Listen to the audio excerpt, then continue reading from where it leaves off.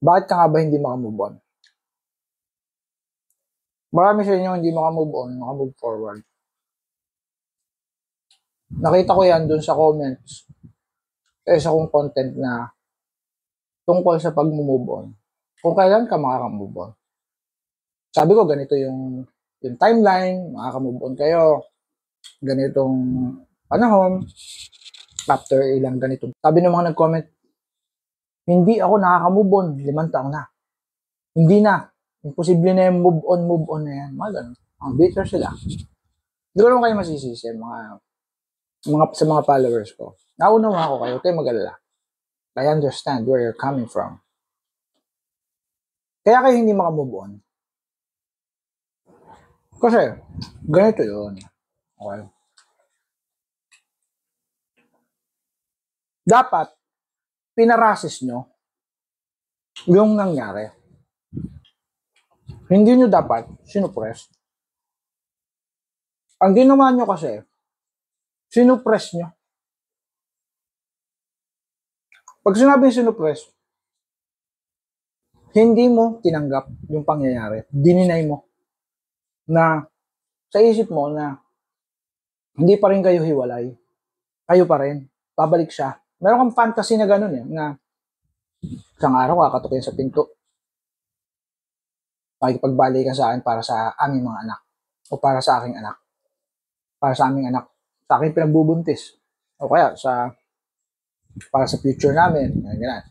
O kaya, kung jowa mo pa lang, umaasa ka na siya yung mapapangasawa mo. Isang araw na lang, bigla na lang mag-chat, mag-message, ganyan. O kaya magkikita kayo somewhere, mga ganon. So, hindi mo pa tinapos sa isip mo. So, ibig sabihin, hindi mo pinarases. Tapos ito pa, hindi mo dinamdam yung nangyari. Ang ginawa mo, sa halip na ikaw ay magdalamhati, nagpakasaya ka. Itinago mo yung problema. Wala akong pinagsabihan. Basta parang wala nangyari. No? Imbes na umiyak ka, nilabanan mo, maging busy ka. So, walang nangyaring pagpaprocess. Hindi na-process yung emotion mo na yun. Dapat ang ginawa mo, dinamdam mo kamahihiyang umiyak sa kaibigan mo, sa pamilya mo, sa tatay, nanay mo, kamahihiyang umiyak.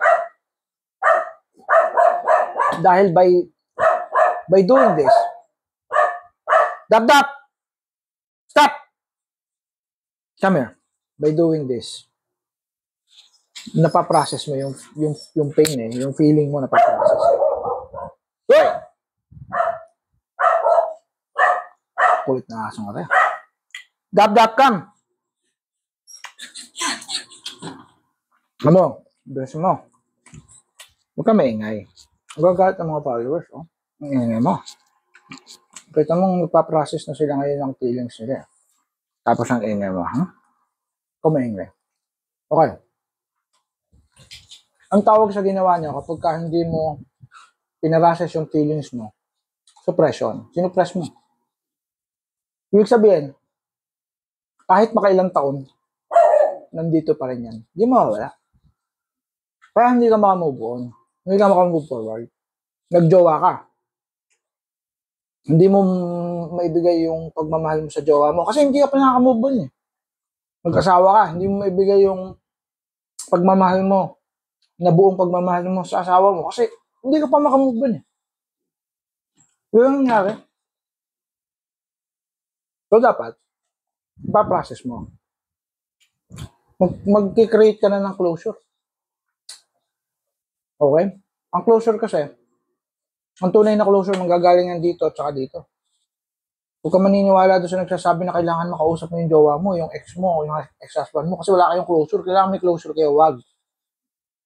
Madami nagkandaw loko-loko dyan. Marami akong followers na nabuntis pa nga. Nag-closure, ayun, may nangyari, nabuntis. Ay, di. Lalong nagkandaloko-loko yung buhay. Di ba? Mag-closure kayo. Sarili nyo. Ganito ang gawin nyo. Sabihin nyo sa sarili nyo. Tatapusin ko na ang cycle na ito. ang paulit-ulit na pangyayaring ito sa aking isip, pipiliin ko ang sarili ko. I choose myself. Okay? Pinili ko ang sarili ko. Pipiliin ko yung sarili ko. Pipiliin ko ang peace. Pipiliin ko ang aking pagiging maligaya, masaya. Hindi ko na siya iisipin. Tatapusin mo na yan. Okay. So ito, meron ako papagawa sa inyo. Simple lang to. Kumuha kayo ng papel, isulat niyo o ballpen, papel, sulat niyo yung gusto niyo sabihin sa ex niyo at saka sa sarili mo. Tapos basahin mo na malakas. Pumunta ka sa lugar na solemn. No? Basahin mo na medyo malakas. Huwag ka naman sumigaw. No? Alam ba, pumunta ka sa Tagaytay, sa picnic grove, pagka walang mga tao sa pag walang mga tao sa paligid, saka mo basahin. Ako si Benson. Pinalalaya ko na ang aking sarili. Ganyan, bla bla bla. Ang gusto kong sabihin sa'yo na walang hiya kang hinayupa ka pagkatapos kong buuin ang iyong pagkatao mula sa pagkakasadlak mo sa rock bottom, nung okay ka na, iniwan mo akong hinayupa ka.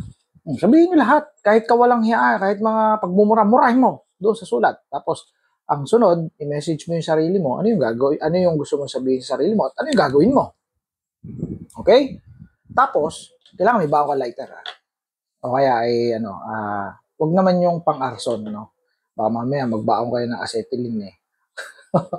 O kaya, may baon kayong gasolina, wag ganon. Okay? Lighter, pwede na yan. Okay?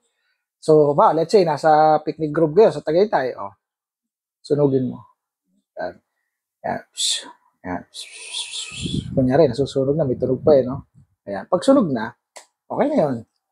So, pagkasunog na, mag deep breathing. Okay? Hanggang mawala yung nararamdaman mo na sakit. No? Para maging maaliwalas ka. Deep breathing mag-deep breath ka muna for 4 seconds. Inhale. Hold it for 4 seconds. And then exhale for 6 seconds or 7 seconds. Exhale mo 6 seconds or 7 seconds. Long exhale yun Then ulitin mo na ulitin. Mga 3 times, 4 times hanggang maging okay ka na. Tapos pag okay ka na,